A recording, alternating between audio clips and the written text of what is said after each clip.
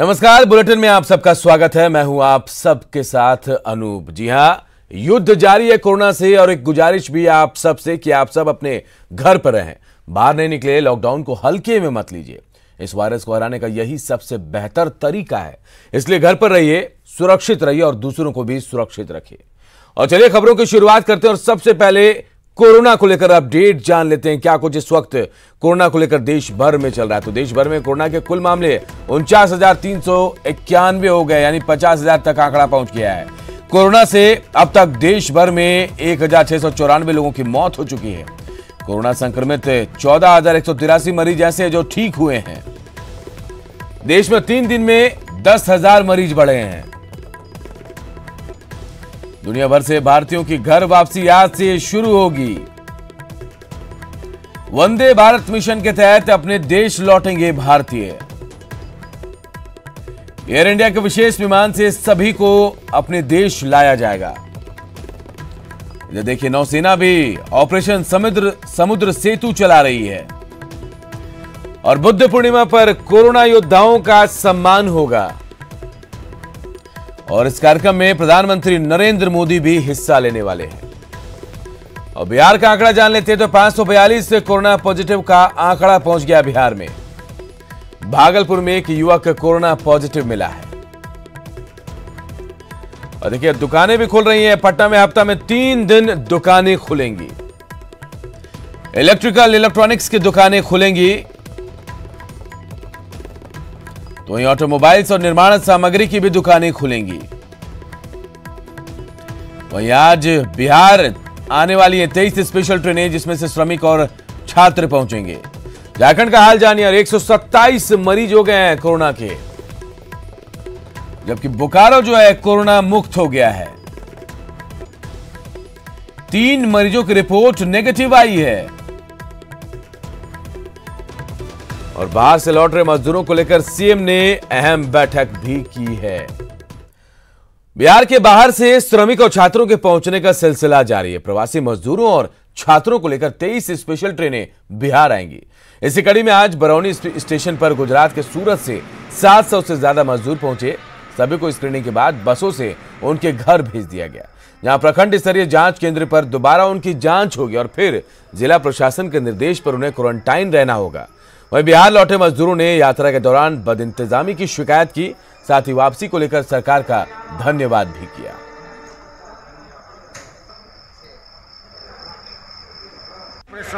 परेशानी ये हुआ कि एक टाइम खाना दिया है सिर्फ, और पानी के बिना तो सब कोई मर रहा है। एक ही बोतल सिर्फ पानी दिया है अभी तक 36 घंटा के अंदर में, और कहीं नीचे भी नहीं उतरने दिया। और हम लोग पानी के बिना बेहाल हैं। अभी तक हम लोग का हालत ऐसा हो गया है कि मत पूछिए। टिकट कितना लगा था? 750 रुपये टिकट दिए। इधर झारखंड लौट रहे प्रवासी मजदूरों को लेकर रांची में सीएम हेमंत सोरेन ने मंत्रिमंडल के सहयोगियों के साथ बैठक की। सीएम ने साफ कहा कि मजदूरों को सकुशल उनके घर पहुंचाने का जिम्मा सरकार का है। सरकार हर तरह से उनकी मदद को तैयार है।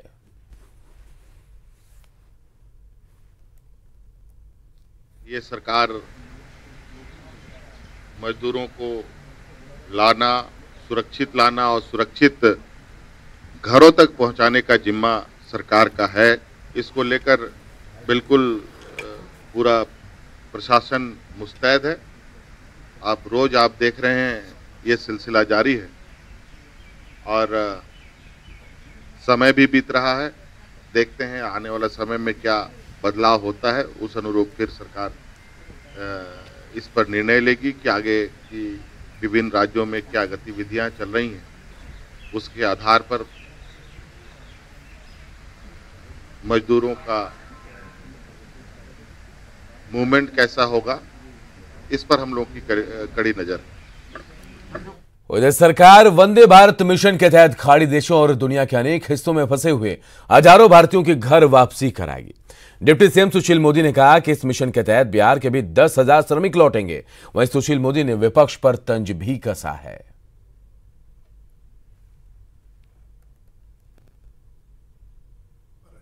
अन्य देशों में फंसे जो श्रमिक हैं, अन्य भारतीय हैं, उनको लाने का भी वंदे भारत मिशन के नाम से और प्रधानमंत्री जी ने मिशन प्रारंभ किया है और खास करके खाड़ी के देशों से जो लाखों लोग भारत आएंगे, उसके अंदर बिहार के भी 10,000 से ज़्यादा लोग सिवान, गोपालगंज, छपरा के लोग होंगे। हम उनकी भी व्यवस्था करेंगे, उनकी भी हम चिंता करेंगे। और गया एयरपोर्ट पर चार्टर प्लेन या विशेष प्लेन जो है, उनसे वो सारे लोग यहाँ पर आएंगे।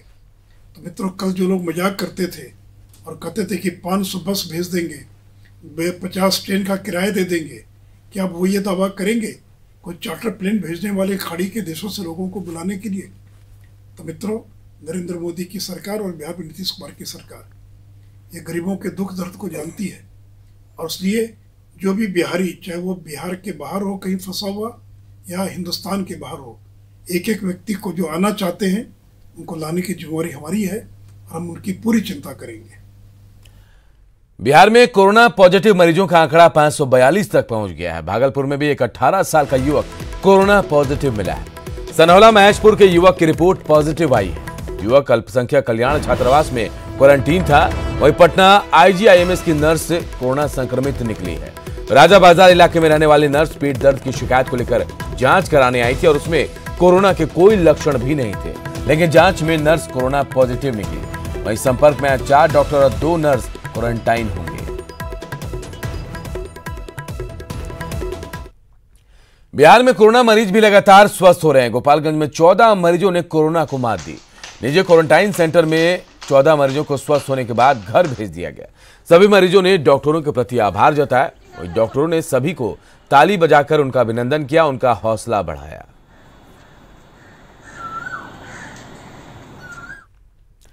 वहीं आरा में भी 8 मरीजों ने कोरोना से जंग जीत ली है। सभी की रिपोर्ट नेगेटिव आने के बाद उन्हें घर भेज दिया गया।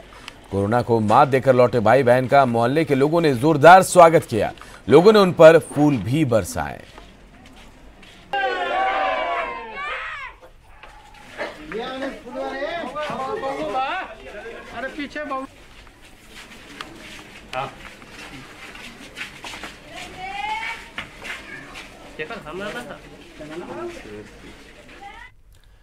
इधर गिरिडीह के धनवार ब्लॉक के जैनाडीह की भी एक कोरोना मरीज ठीक हो गई। मरीज की दूसरी रिपोर्ट नेगेटिव आने के बाद उसे घर भेज दिया गया।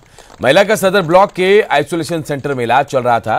महिला के ठीक होने पर डॉक्टरों ने ताली बजाकर उसको विदा किया।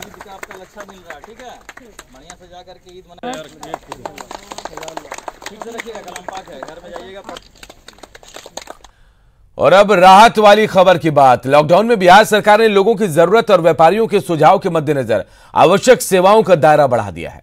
पटना में अब इलेक्ट्रिकल, इलेक्ट्रॉनिक्स, ऑटोमोबाइल्स और निर्माण सामग्री की दुकानें, प्रदूषण जांच केंद्र और गैराज सप्ताह में 3 दिन सोमवार, बुधवार और शुक्रवार को खुलेंगे। वहीं प्राइवेट ऑफिस 3 दिन खुलेंगे। हालांकि स्टाफ की उपस्थिति 33% रखनी होगी। वहीं कंटेनमेंट जोन में कोई भी दुकान नहीं खुलेगी। साथ ही शॉपिंग कॉम्प्लेक्स और मॉल में स्थित दुकानें भी नहीं खुलेंगी। पटना के डीएम कुमार रवि ने इस बाबत आदेश जारी किया है। शुक्रवार से दुकान खोलने का नियम लागू होगा। इससे पहले गृह विभाग के अपर मुख्य सचिव आमिर सुबहानी ने राज्य भर में दुकानों को सुबह 7 से शाम 7 बजे तक खोलने का आदेश दिया था। साथ ही उन्होंने सभी जिलों के डीएम को निर्देश दिया कि वो इन दुकानों को खोले जाने को लेकर ऑड इवन व्यवस्था लागू कर सकते हैं।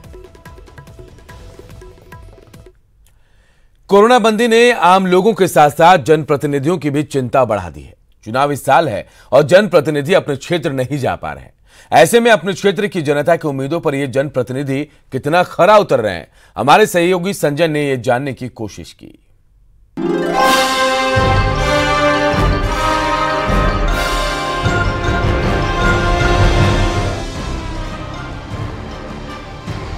कोरोना से बचना है तो सोशल डिस्टेंसिंग का पालन करना ही होगा। यही सोशल डिस्टेंसिंग इन दिनों बिहार के जनप्रतिनिधियों के लिए चिंता का सबब बना हुआ है। लॉकडाउन में परेशान क्षेत्र की जनता उम्मीदों के साथ अपने नेता को ढूंढ रही है और नेताजी मजबूर होकर घर से ही जो कुछ हो पा रहा है वो कर रहे हैं। हमने इन जनप्रतिनिधियों से जानने की कोशिश की कि वो कैसे अपने क्षेत्र के लोगों की मदद कर पा रहे हैं। सबसे पहले हम पहुंचे राजद से मनेर के विधायक भाई वीरेंद्र के पास, जो पटना में रह रहे हैं, लेकिन लगातार मॉनिटरिंग कर स्थानीय लोगों के जरिए क्षेत्र की जनता की मदद कर रहे हैं। बाहर जो हमारे दूसरे प्रवासी बिहार के लोग हैं, हमारे क्षेत्र के, वहाँ भी जहाँ तक बंद पड़ा है वहाँ के लोकल लोगों के द्वारा हम लोग मदद कराने का काम, राशन दिलाने का कुछ काम किए हैं और हमेशा लगातार हमारे लोग वहाँ लगे हुए हैं और आज भी। पथ निर्माण मंत्री नंदकिशोर यादव भी अपने घर पर रहकर लगातार फोन के जरिए लोगों की मदद में जुटे हैं। लगातार दूरभाष से संपर्क में हैं और भारतीय जनता पार्टी के जो कार्यकर्ता हैं, मंडल की इकाई के, बूथ की इकाई के, सब अपने अपने स्थान पर एक्टिव हैं। उन लोगों से ऑडियो और वीडियो कॉन्फ्रेंसिंग के माध्यम से लगातार हम संपर्क में रहते हैं। साथ साथ हमारा जो आवासीय कार्यालय है वो कार्यरत है। हमारे प्राइवेट सेक्रेटरी, हमारा स्टाफ आवासीय कार्यालय का वो निरंतर वहाँ सक्रिय हैं और कोई कठिनाई आती है तो उसका समाधान की कोशिश करते हैं। इसके बाद हम पहुंचे विज्ञान एवं प्रौद्योगिकी मंत्री जय कुमार सिंह के पास, जो हैं तो पटना में, लेकिन अपने कार्यकर्ताओं के जरिए अपने इलाके के लोगों की मदद कर रहे हैं। प्रत्येक दिन हमारे लड़के ब्लॉक से मिल करके, ब्लॉक के अफसरों से मिल करके जो हम लोग चिन्हित अपने ढंग से जो सर्वे किए हैं उसको सुपुर्द करते हैं ब्लॉक के बीडीओ के यहाँ, और वीडियो के माध्यम से वो सभी लाभान्वित के घर में वो सामान पहुंच रहा है। इसलिए हमारे यहाँ किसी प्रकार की कोई परेशानी नहीं है। कांग्रेस विधायक शकील अहमद खान भी लॉकडाउन में पटना में है, लेकिन इस बीच वो कभी जाकर तो कभी अधिकारियों और कार्यकर्ताओं के जरिए लोगों की मदद की कोशिश कर रहे हैं। क्या कि पार्टी के माध्यम से हो, व्यक्तिगत माध्यम से हो, वहाँ की सरकार के माध्यम से हो, लगभग 50 स्थानों पे हमारे ज़िले और हमारे कॉन्स्टिट्यूंसी के लोग हैं, तो उनकी मदद वहाँ के लोग कैसे कर सकें, उनको प्रोत्साहित करना, उनको रिक्वेस्ट करना, उसमें कई जगहों पे सब अंत्योदय से लेकर के बीपीएल के लोगों को अच्छा खासा, हमारे यहाँ जो कवरिंग है लगभग 90% कवरिंग है। कोरोना काल के इस दौर में जन प्रतिनिधियों का जनता तक पहुंचना जरूरी भी है, क्योंकि बिहार में चुनाव होने वाले हैं और अगर जनता नाराज हुई तो क्या होगा सब जानते हैं। पीटीसी। जाहिर सी बात है, सोशल डिस्टेंसिंग को मेंटेन करना भी इनके लिए प्रायोरिटी है और यही कारण है कि पटना में अपने आवास से बैठकर जितना कुछ हो पा रहा है वो कर रहे हैं, चाहे वो राष्ट्रीय जनता दल के विधायक हों, सत्ता पक्ष के मंत्री हों या फिर जो कांग्रेस के विधायक शकील अहमद खान हों। सभी लोगों ने अपनी बातें रखी हैं और सरकार के सामने कई मांगे भी हैं इनकी कि आप इन मांगों को पूरा करें। कैमरा पर्सन राहुल के साथ संजय कुमार, न्यूज़ 18 पटना। झारखंड पुलिस द्वारा शुरू की गई डायल 100 पहल इन दिनों लोगों के लिए किसी वरदान से कम नहीं है। डीजीपी एमवी राव ने जब से डायल 100 के माध्यम से कोरोना बंदी में पुलिस कर्मियों को लोगों की सहायता का निर्देश दिया है, तब से डायल 100 लगातार लोगों की मदद में जुटा है। खासकर घर में अकेले बुजुर्गों के लिए विशेष सहायता की जा रही है।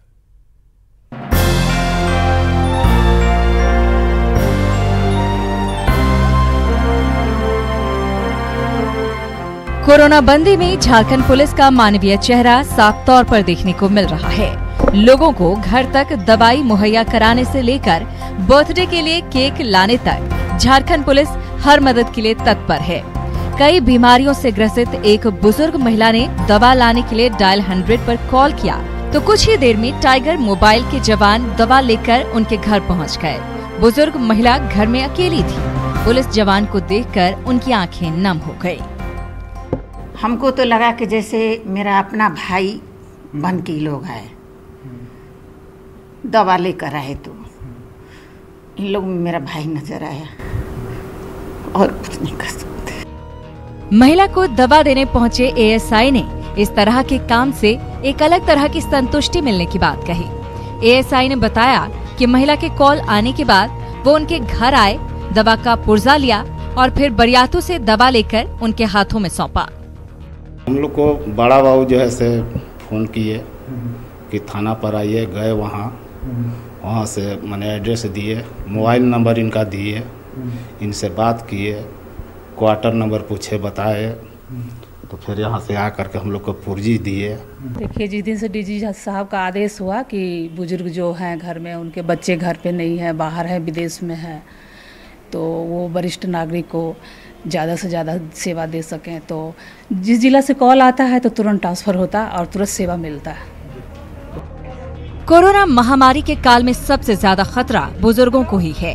इसे ध्यान में रखते हुए राज्य पुलिस उन तक हर संभव मदद पहुंचाने का काम कर रही है, जो काबिल तारीफ है। न्यूज़ 18 के लिए रांची से ओम प्रकाश की रिपोर्ट। लॉकडाउन में अपनी जान दांव पर लगाकर देश की सेवा करने वाले कोरोना वॉरियर्स के जज्बे को पूरा देश सलाम कर रहा है। तो वहीं छपरा सदर अस्पताल के इमरजेंसी में तैनात डॉक्टर राकेश कुमार से बीजेपी विधायक शत्रुघ्न तिवारी और चोकर बाबा ने बदसलूकी की। इससे नाराज डॉक्टरों ने इमरजेंसी बैठक बुलाकर काम बंद करने की चेतावनी दी। डॉक्टरों ने डीएम से कार्रवाई की मांग की। विधायक के खिलाफ एफआईआर भी दर्ज कराई गई है। माननीय विधायक जो हमारे हैं अमनौर के, क्या नाम है उनका, चोकर बाबा, तो उनको कोई क्राइसिस हुआ, क्या था नहीं था, प्रॉब्लम था, आए और डॉक्टर पर सीधे बरस गए। उसको मैंने अभद्र भाषा का जो अनपार्लियामेंट्री वर्ड का यूज़ किया, जो उनको नहीं करना चाहिए। एक डॉक्टर के साथ जो व्यवहार होना चाहिए, उन्होंने बहुत बड़ा दुर्व्यवहार किया है। और अपना डॉक्टर जो है बहुत आहत है, पूरा डॉक्टर सोसाइटी आहत है इस बात को कि आज के माहौल में अपना जान खतरे में रख के और लोग हम ड्यूटी कर रहे हैं, और उस बीच में आ करके इस तरह की घटना, और वही आप सरकार में हैं और आप अपने मैंने आपको सपोर्ट करना चाहिए डॉक्टर को, तो आप उसको उसके मनोबल को तोड़ रहे हैं। और एक बड़ी और हैरान करने वाली खबर गया से आई, जहां दबंगों ने घर में घुसकर लोगों से मारपीट की, जिसमें 6 लोग घायल भी हो गए। बदमाशों ने यहां बच्चों तक को नहीं बख्शा। बदमाशों ने प्लास से 9 महीने के एक मासूम बच्चे के हाथ की 5 अंगुलियों के नाखून उखाड़ दिए। रोंगटे खड़े करने वाली ये घटना यूनिवर्सिटी थाना क्षेत्र के शिवगंज गांव की है, जहां जमीन विवाद को लेकर अपराधियों ने घर में घुसकर लोगों से मारपीट की और इस दौरान बच्चों पर भी दया नहीं दिखाई। पीड़ित ने थाने में ही गांव के रंजन यादव, संतोष यादव, प्रमोद यादव, अरविंद यादव पर शराब के नशे में घर में घुसकर परिवार के साथ मारपीट की रिपोर्ट दर्ज कराई है। हमको लटकल है, मार रहा है, मम्मी मम्मी, तो उसको लाइटर चला दिया है और हमको घर में ले गया घींच के। सब देखो जेवर सेवर सब छीन लिया है। कितना लोग थे? और खाली 10 लोग है। कोई नहीं गाँव वाला पजाने आएगा, और ढेला चल रहा है, कोई ना आ रहा है। हमको भाई के खरीद के मार रहा है, बाप के खरीद के मार रहा है। सब कोठा तो सब देख रहा है। हम बेहोश हो गया, दूर तर तो सब शांत हो गया है। मारपीट कर रहा था, पी के सब कर रहा है, पी के घर में ढुक गया है। नहीं, दूसरा से है, घर के नापी निकला है दूसरा से, तो दूसरा नापी हो या तो वो नहीं मारा है। दूसरा आदमी के पिला खिला के हमको घर में हेलवा के मरवाया है। अपने रोड अति करना हो जाए, दूसरा से मरवाया है। इधर बेतिया में कोरोना महामारी में ड्यूटी कर एक नाइट गार्ड की सीओ ने पीट कर हाथ तोड़ दिया है। मामला नरकटियागंज के मतीसरा कुंवर बालिका उच्च माध्यमिक विद्यालय का है।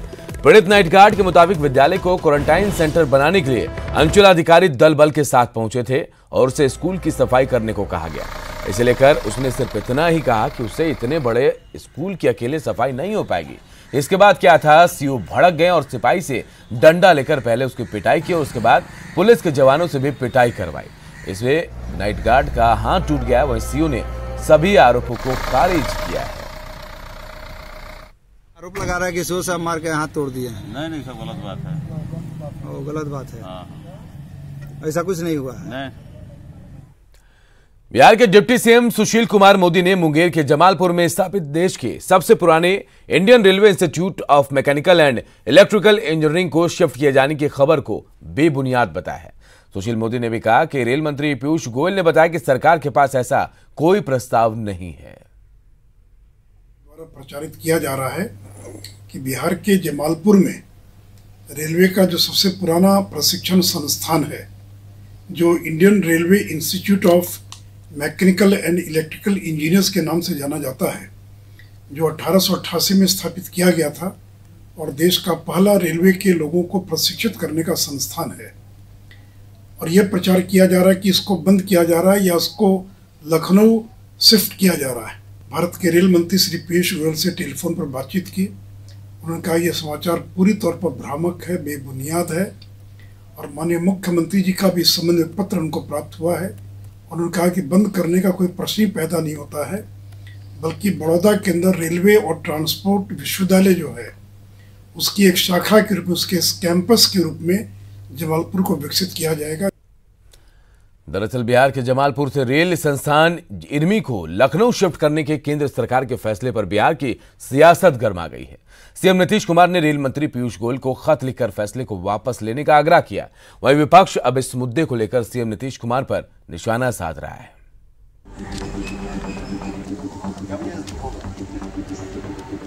Indian railway institute of mechanical and electrical engineering यानी इरीमी को बिहार के जमालपुर से यूपी के लखनऊ शिफ्ट करने का फैसला हुआ है, जिसको लेकर सीएम नीतीश कुमार ने रेल मंत्री पीयूष गोयल को पत्र लिखा है और इस संस्थान को जमालपुर में ही रहने देने की मांग की है। बिहार सरकार के जल संसाधन मंत्री संजय झा ने भी बुधवार को एक के बाद एक कई ट्वीट कर रेल मंत्री पीयूष गोयल से इस मामले में हस्तक्षेप करने की मांग की। संजय झा ने लिखा, जमालपुर स्थित इंडियन रेलवे के इस सबसे पुराने केंद्रीय संस्थान ने न सिर्फ बिहार के लोगों का बल्कि भारतीय रेल के हजारों लोगों व अधिकारियों का भावनात्मक जुड़ाव रहा है। नीतीश कुमार जी के 1 मई को लिखे पत्र के आलोक में रेल मंत्री पीयूष गोयल जी के तत्काल हस्तक्षेप का अनुरोध है। राज्य सरकार केंद्र के फैसले पर पुनर्विचार करने की मांग की। दूसरी तरफ विपक्ष इस मुद्दे पर सियासी बढ़त बनाने में जुट गया है। के पीछे संभवतः मैं कुछ नहीं देख पा रहा हूँ सिवाय इसके कि बिहार के अपमान का सिलसिला रुक नहीं पा रहा है। इस तरह की राजनीति से नीतीश जी आपको आने वाला जो बिहार का संतति है वो भी माफ नहीं करेगा अगर आप इन लोगों से अपना एनडीए से बाहर नहीं निकलते हैं। मैं चुनौती देता हूं, यदि जमालपुर की फैक्ट्री को छूने की भी कोशिश किया तो एक भी केंद्र सरकार के ऑफिस और एक भी केंद्र सरकार के रेलवे को बिहार से क्रॉस करने नहीं देंगे।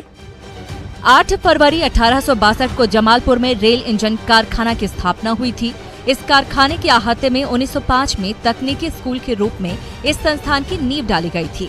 ब्रिटिश काल में रेल परिचालन में सहायता के लिए 1927 में विशेष श्रेणी रेलवे शिक्षु योजना की शुरुआत की गई, जिसका नाम भारतीय रेल यांत्रिक एवं विद्युत अभियंत्रण संस्थान रखा गया। यानी ये देश का सबसे पुराना केंद्रीकृत प्रशिक्षण संस्थान है। जाहिर सी बात है कि बिहार के लोगों का इस संस्थान से गहरा जुड़ाव है। अब देखना ये होगा कि राज्य सरकार के आग्रह को स्वीकार करते हुए केंद्र सरकार फैसले पर पुनर्विचार करती है या नहीं। Bureau report, news 18। और इस बुलेटिन में फिलहाल इतना ही, लेकिन आप देखते रहिए न्यूज़ 18 बिहार झारखंड।